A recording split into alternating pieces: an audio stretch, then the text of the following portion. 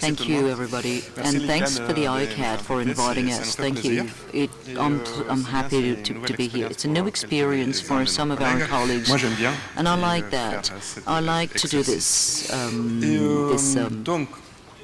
exercise.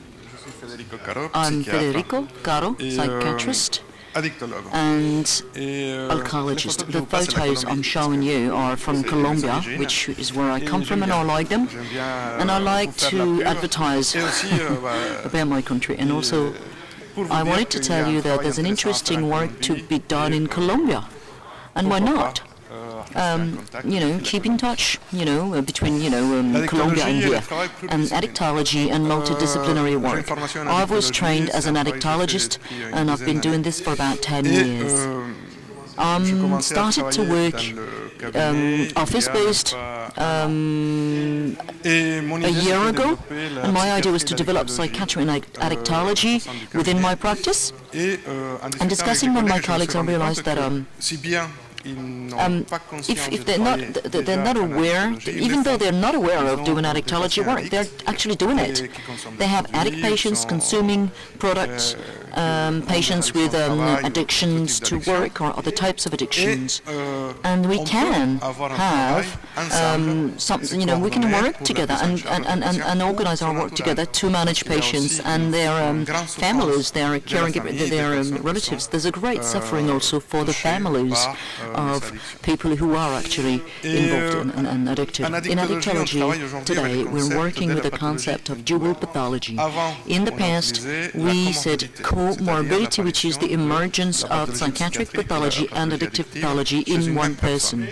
But since 1986, and Dr. Casas is a psychiatrist in Barcelona, he said there's a pathology with only one pathology which may have the same psychobiological origin, and they will have symptoms as psychiatric as addictive, and the management of this has to be done together, has to be done in the same time, which is not because somebody consumes a product, it's only, doesn't mean that it's the job only of the addictologist, because the consequences of the product consumption is very tightly linked with the psychiatric pathology.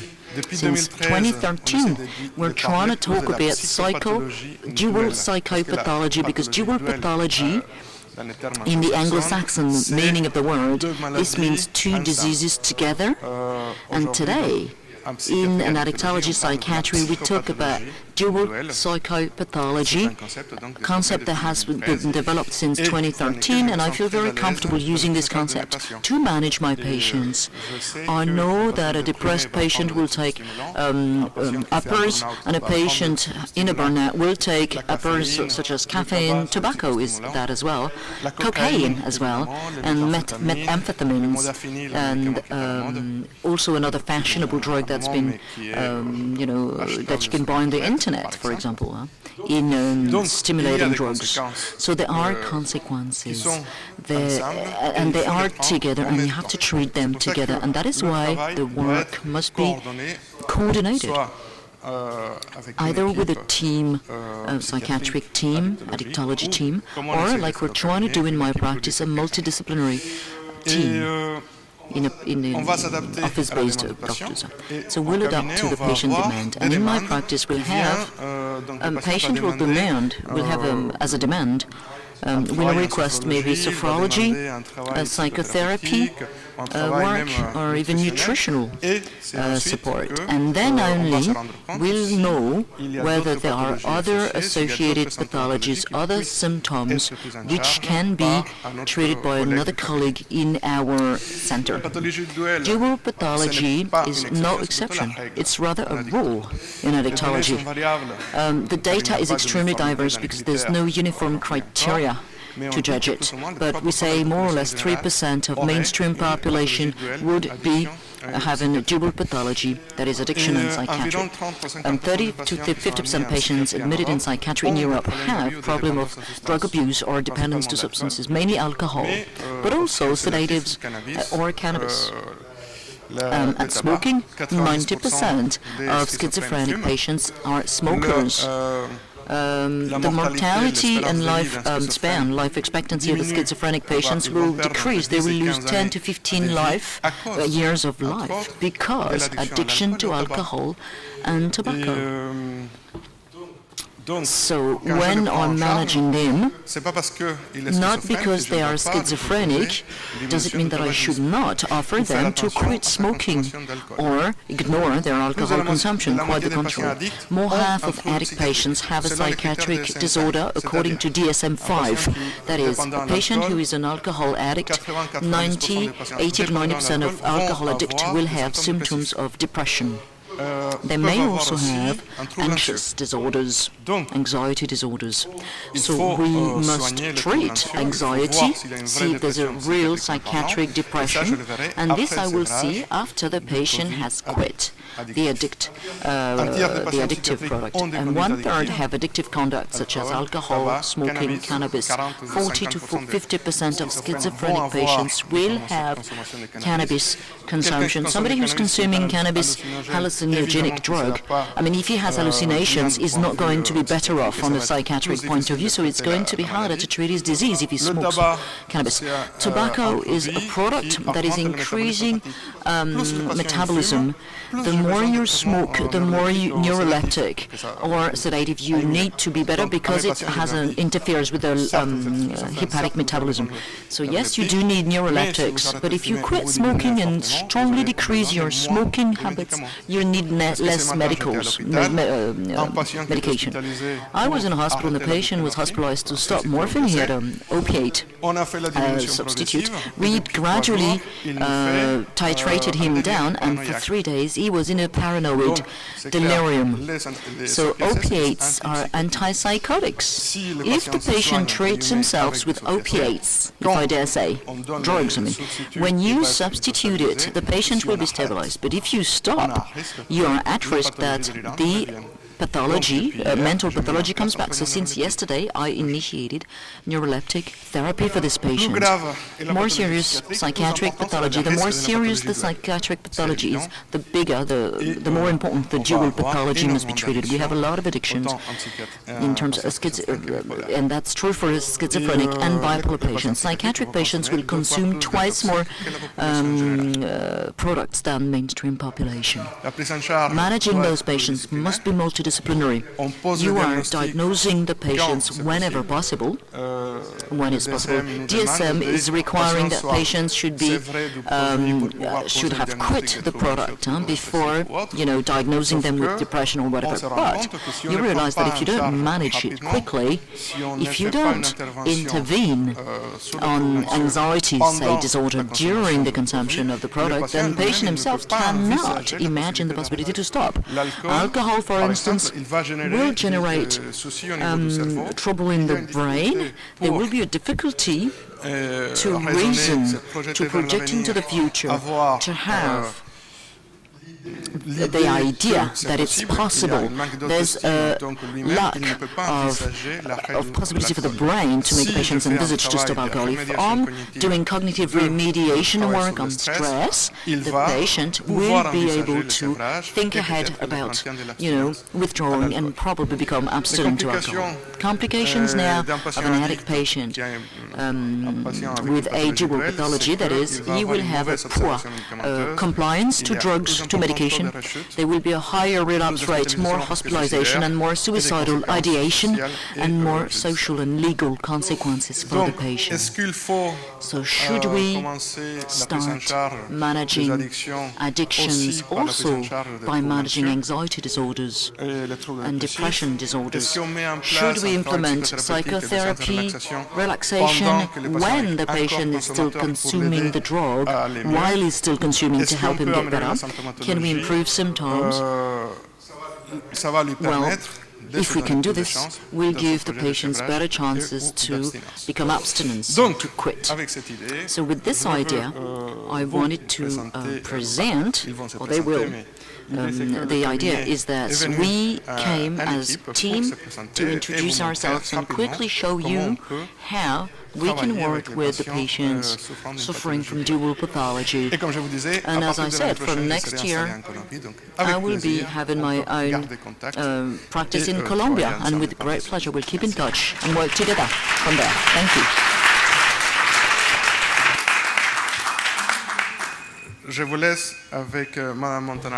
I'll leave you with Madame Montinari. She's the founding member. She's the founder of Point d'Équilibre, Point of Balance. Hello. Point of Balance, Point d'Équilibre. We have a multidisciplinary. It's a multidisciplinary practice with office-based practitioners, healthcare practitioners. What we wanted to do in 2013 is to gather professionals so we could offer a holistic vision and global offer to the patient. When a patient comes to us, he doesn't know it yet, but when they come to us and they see a therapist, any of those therapists, no matter the gateway they walk through, they will meet 9 other professionals at the same time. Every therapist in our center, they know the other therapists, then we know other therapists' way to work, and they see how they can do reasonable, implementable and useful referral of this patient to other therapists. So the therapist first is safe. He's safe, supported. He's got some, accompaniment and advice from other therapists in their practice. The patient, in turn, is also heard, is supported, and in the best manner we could offer. This is a place that was founded in 2013, as I said before, specifically for families who needed support to cope with their teenage and children. Little by little, we developed, and we developed on other themes and other practices. Today, our teamwork, every person working in this practice has in their gut the philosophy of teamwork. So we bring holistic management, and we work upstream every month together in globality. We get together, we share, we work together on clinical cases, experience, trainings, and we're very diverse. It goes from psychology to somatic therapy, so very diverse, very different backgrounds. It's very interesting to bring such a global point of view on patients we can support. And also, we are known for that type of work. We work very tightly with mother-infant protection, welfare, and also Center for Medical and Psychological Support in the public domain. And also NGOs now come to us for that type of work. And schools, neighboring schools, and actually more and more remote schools come to us for this type of work, as well as other office-based practitioners who work alone, but they need to work and network. It's collaborative work and networking that is really important to us. In the practice, there's 10 of us. It's a unique, it's one desk, if you like. We have physiotherapists, nutritionists, osteopaths, and half of us, actually we're here to show you how much we're involved, and we have solidarity. We have one child psychiatrist, one psychiatrist, Federico you met, osteopath, brief therapy practitioner, energy therapy practitioner, the list is long, and everyone in this, we know each other, and we aim at working together in one direction, which is patients' well-being, welfare.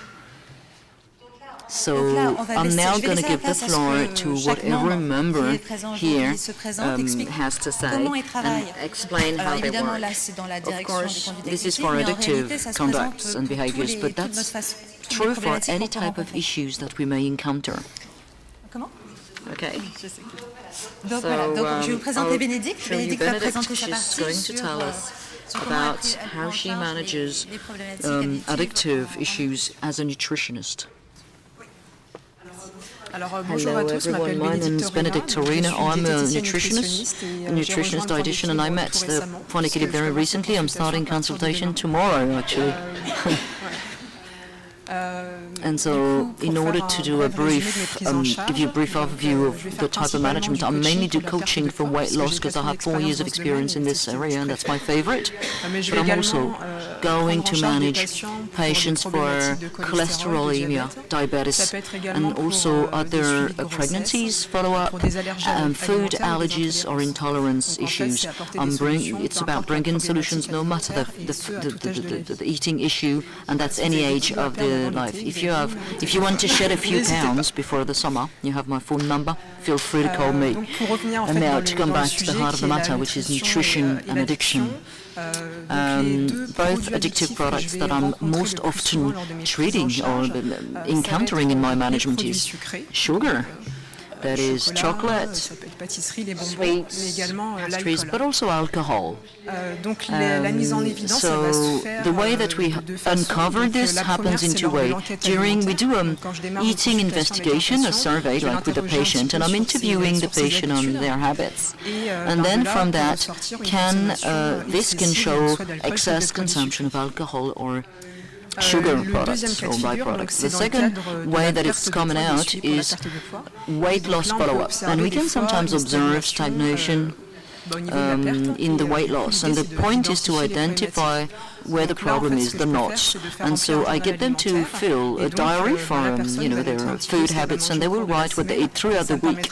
And then I can identify if there's any consumption that is excessive, whether of alcohol or sugar products.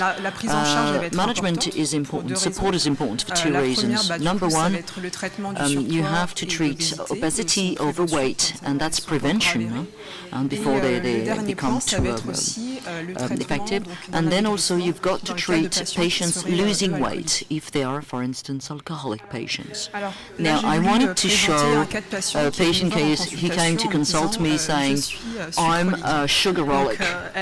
I thought that word amusing, and I used it. It's not medical, but I thought it was a nice word. And she wanted to explain to me her excessive consumption, her abuse of sweet and sugary products. Not in all situations, but in anxiety and stressful situations.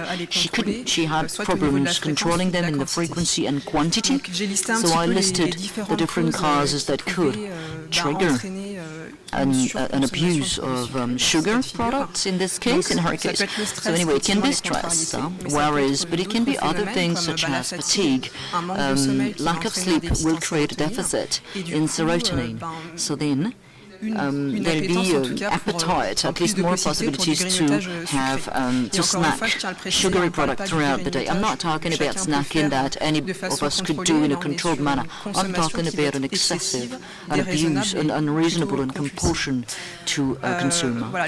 Other causes could be bad habits since childhood, and it could also be a lack of organization. So if meals are skipped, or if there are too many hours between meals, potentially there will be possibility to have consumption of sugary products. It can be also being idle at home, and patients get bored and you just walk past the fridge and the cupboard and you grab whatever there is inside of them.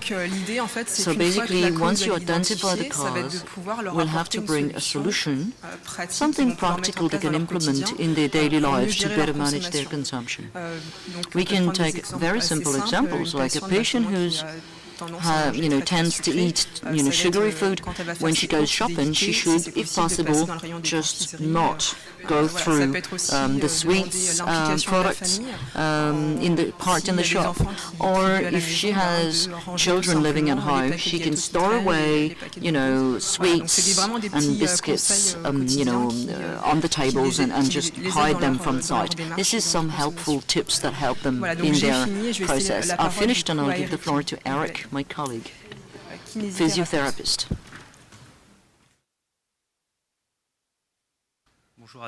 Bonjour à tous. Eric Mouette, kinésithérapeute, donc au point d'équilibre. Eric Mouette, physiotherapist in the point d'équilibre. I came in January, and in my training, in any case, we don't see specifically, we don't work on addictive behaviors, but we have an area, a scope of area that can possibly treat physical consequences and complications from addiction. So So in order to manage those different conditions, we first treat the physical symptoms of stress and anxiety, that is muscle tension, muscle stress through massages. That could be, in order to relax the contracture points, and depending on, general or localized contracture, and also following the pain evoked by the patient. Also, we are helping them to reintroduce physical practice and sports. A lot of advising in terms of gradual efforts in order to go from doing nothing at all physically or being too active with the consequences it may have on the CV systems, ligaments and so on. And for the specific smoker's case, there's a possibility to introduce respiratory physiotherapy with clearing of the lungs in secretory pathologies or opening of the chain of the chest and stretching for their posture more generally. In terms of clinical case, when they requested me to choose a clinical case, it seemed a little bit difficult to me because in my practice, patients do not come directly to get their addiction treated, but they come for something this is a little bit more connex. So they will pretty much omit addiction. They will rarely tell me about their alcohol consumption, say. They will more easily talk about smoking or consuming medication because that's part of the patient's interview and anamnesis. But as they come to my practice and they have only one medical prescription and no complete patient records, no hospitalization records, it's a little bit sensitive to go and to take stock on the whole situation. Hence the support from colleagues who know a lot about this problem of addiction. For that man, I didn't have any identified case, but strangely enough, that man came Friday night. That's why I didn't have time to talk about it with my colleagues. So anyway, he went to me on Friday. He's 60, he's a former policeman, retired, he lives alone. His prescription was written by a gastroenterologist talking about functional respiratory. He had a gait disorder in the frame of a severe CLI, that is neuropathy of the lower limbs. It sounds barbaric, it's just a nervous system disease that creates a lot of weakness in the lower limbs, that is loss of muscles and loss of balance. In the anamnesis, that man said he was actually quitting alcohol and smoking, so he's accumulating both. And it's the brutal withdrawal, quit, that would have created that pathology. So I have to rely on what he says. I have no follow-up from the emergency in the hospitals, and it's very difficult to talk to somebody. So sometimes it takes a lot of time until you get information. But anyway, in the end, I planned to manage him as such, to work on his proprioceptive functions and balance. He fell, he had a bad fall before he got to see me. So reinforce the specific muscles for proprioception, so this soft gym and specific reinforcement according to the imbalances in the muscle and ligaments. He had an apple shape, that man, metabolic syndrome, because he had a lot of muscle waste, and his back also, so you have to work on all of these areas of the body. And for that man also, he talked to me about major pain in the lumbars, which is a consequence of muscle loss and some joint suffering. So mobilizing the joint, massaging the joints, stretching will be very useful for him. So that's a typical maybe image of a multidisciplinary management, because having some feedback from the colleagues would allow me to better approach him, better advise him, and if there's a period when he's not too good, how far can I push him or not, If I have no psychotherapist and no psychiatrist talking about this case, I wouldn't know how to orientate my work. So everyone has their specialty, so I might as well take from their expertise. Now about osteopathy, I am not an osteopath, but my colleague couldn't come here today. So let's imagine that I'm female and I'm Aude Berthevas. I'm not going to change my voice, but so osteopathy considers the patient as a whole. It includes posture, patient history, but also lifestyle, the way they sleep, feed, and their stress. It makes every management unique and targeted on the need and the demand of each individual. It's always a soft practice and always respecting patients' tissues. That is why, by the way, I have no problem to send patients to osteopaths, such as Odd, because I know she's not going to do any big handling structural mistake for patients who are very vulnerable.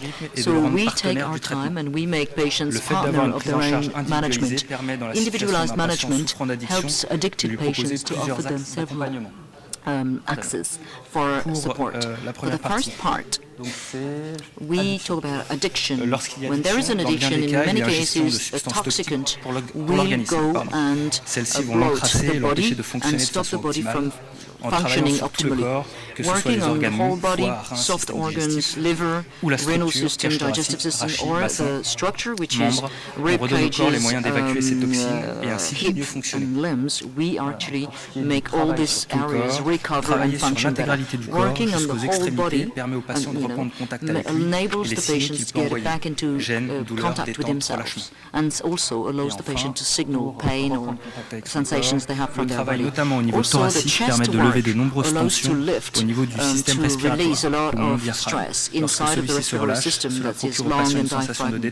There's a sensation of relaxation and makes relaxation of the whole patient easier. I hope I haven't missed anything. A lot of smokers come from occupational pain, for example, or lifestyle-caused pain. In many cases, the lungs, rib cage, and diaphragm are very stiff and not mobile. After treatment, consultation, motives disappear, and we see they're breathing better and deeper. So now I'll give the floor to Sophie. She's an energy therapist. Bonjour, Sophie Persaud. Good morning, Sophie Persaud. I'm an energy expert and do practice energy therapy. I place my hands on energy centers, and it helps to help along self-healing. It reinforces, strengthens a medical treatment. I will act physically but also emotionally, bringing down stress and working on the basis of Reiki. That's the technology that not technology, but that's the therapy that I use. It's a method that means that we touch specific points in the body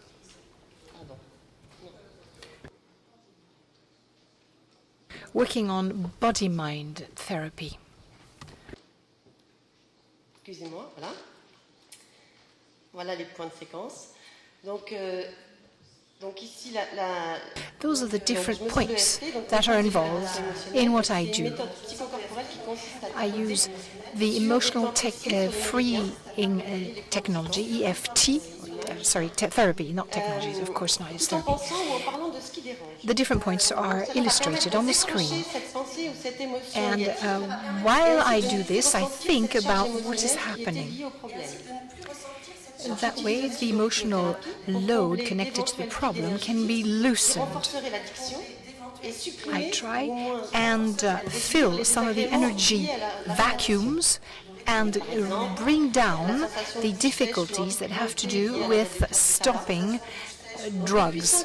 For instance, when you stop smoking, you need that you want to eat and so forth. So I've worked on a program over the years to stop smoking. First, what I do is assess how much cigarette is a response to a specific emotion, in which case I use EFT to find the source and get rid of this emotion connected to sometimes painful memories. Meditation in full conscience, helping the patient and talking to the patient in terms of how he or she feels. So we try and find answers to why that person started smoking and how we can help. We talk about fears, guilt, all this leads to EFT. Talking about the energy vacuum, how much does that patient smoke? Morning, evening? How many cigarettes a day? Are there moments when the patient is tired, wakes up in the middle of the night? And then I work on therapy involving the ear and Reiki. The relaxing Reiki procedure helps. If the person smokes more around 5 or 6 in the evening, Chinese medicine connects that to the regeneration of kidneys. So I will work on the kidney meridian. This can be adapted to other addictions. Please note also that these techniques will help a patient who sees one of my colleagues for a cannabis addiction will deal with psoriasis, because psoriasis is probably why cannabis was started, cannabis intake started. And I'll give the floor now to Hélène Marquis. She's a sophrologist.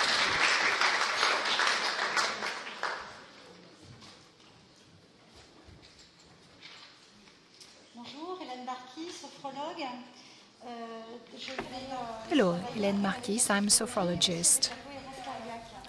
I work on sophrology and cardiac feedback. Sophrology is awareness of physical and mental harmony, a conscious awareness of serenity and possible peace of mind or peacefulness physically and mentally. So we're really going to use this balance at the heart of our self. And cardiofeedback is breathing. You might be familiar with this. 5 seconds breathing in, 5 seconds breathing out. When you breathe in, you activate the heartbeat, and when you breathe out, you slow it slightly down. So we're going to play around with this balance. It's important for the heart to react quickly, speeding up or slowing down. In other words, the idea is not to be completely full of apathy. No, if you're under stress and you need to run quickly, you can do it. So these methods can be used individually or can help along with other practices, particularly the way we work here in our clinic. We work together, and it's extremely interesting to work together as a clinic. Thank you very much.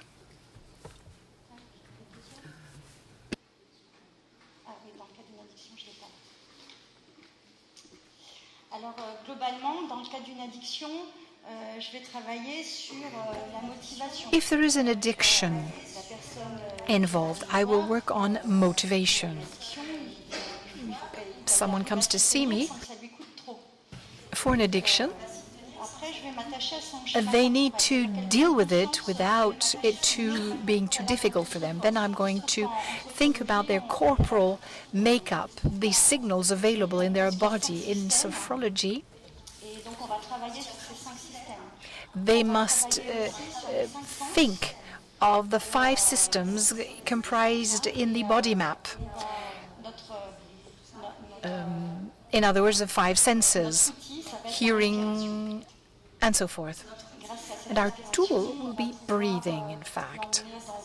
Thanks to this breathing, we'll be able to bring the person under hypnosis, but also be aware of the signs that come out of the body. We call them phenomena, and they are nonverbal.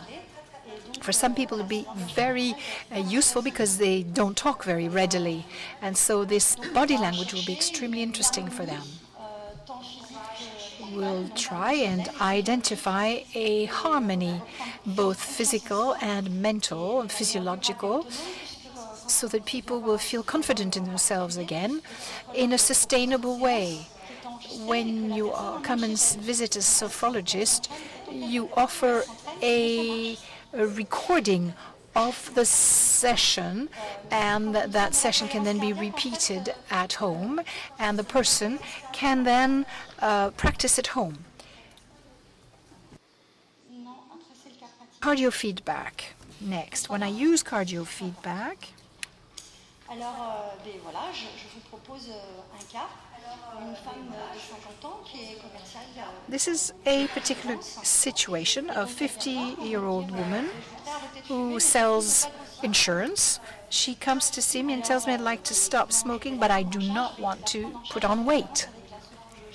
So how am I going to deal with this? I'm going to try and use sophrology, because the fact that she can breathe at her rhythm is also a sign of who she is. It's her body talking. She'll be breathing at her own rhythm. And that is how she will, well, that is, we have 3 points.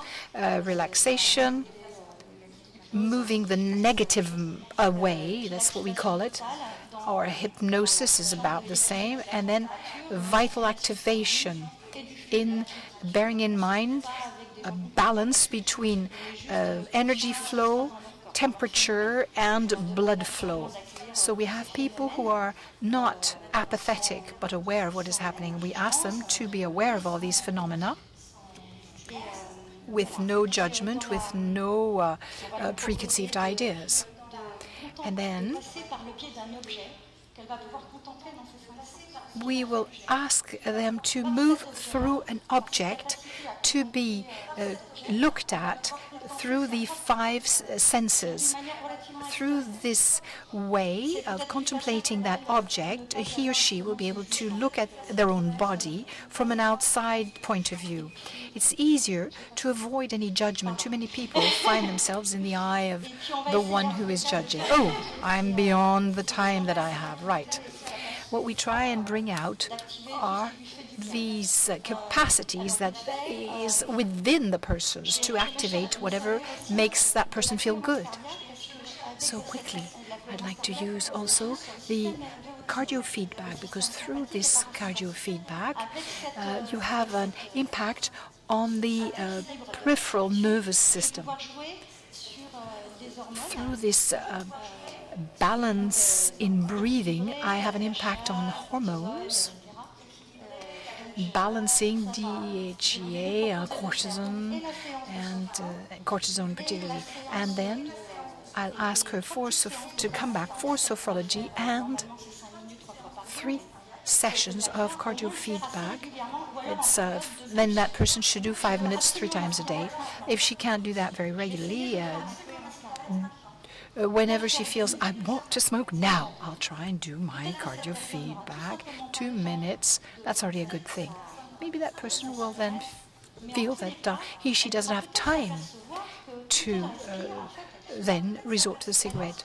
And what they will note is that they breathe out, breathe in, hold their breath, breathe out. And it's possible to do it without breathing in all sorts of ugly stuff. And so, talk about, we talk with the group.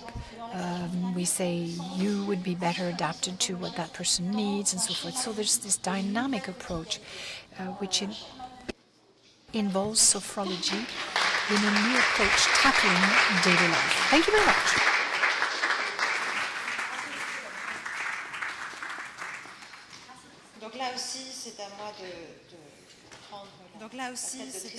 There again, it's my time to speak in the name of Dr. Tristan Delage. He's not here. He's a child psychiatrist, in fact. He's a doctor. He's not with us today. He receives children and teenagers in family consultation. We try and work together whenever possible. And then that's the psychotherapeutic aspect with brief therapy and conversational hypnosis approaches.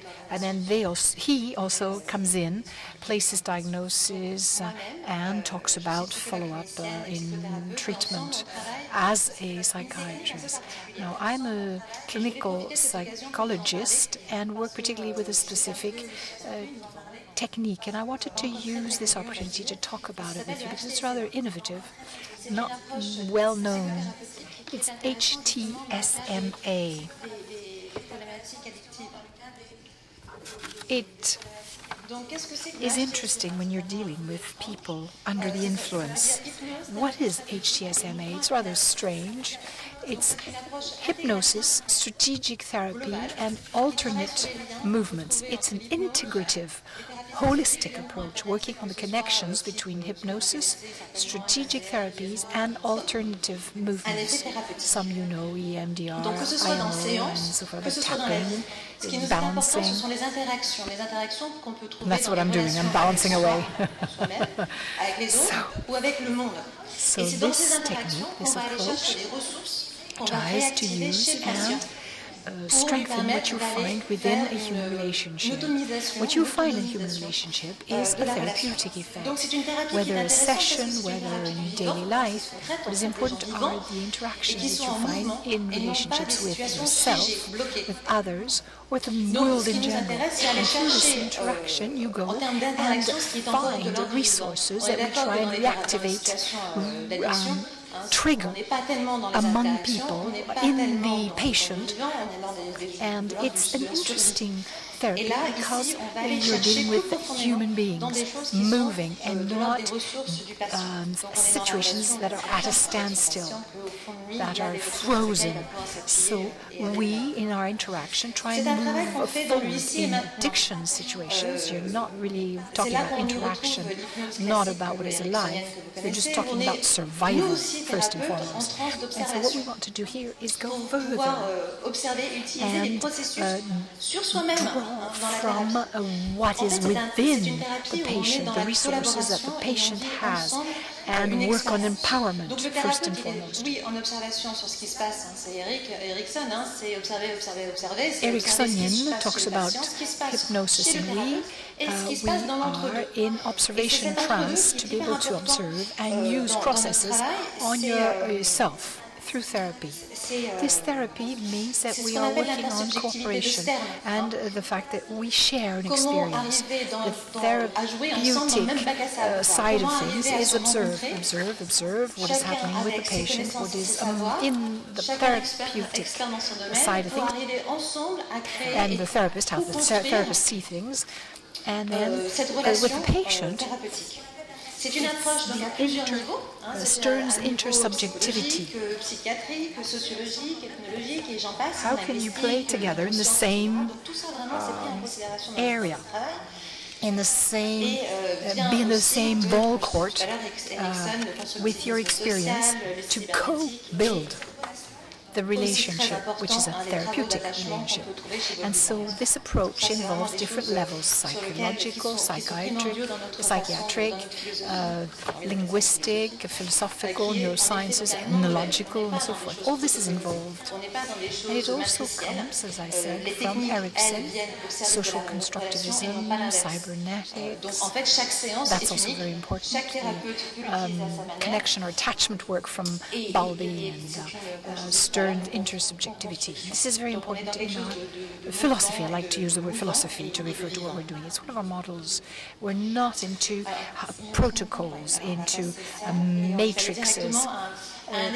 Techniques help the relationship, not the other way around. And so each session is unique. Each therapist uses it in his or her own way. And as I said, we co-build, co-construct.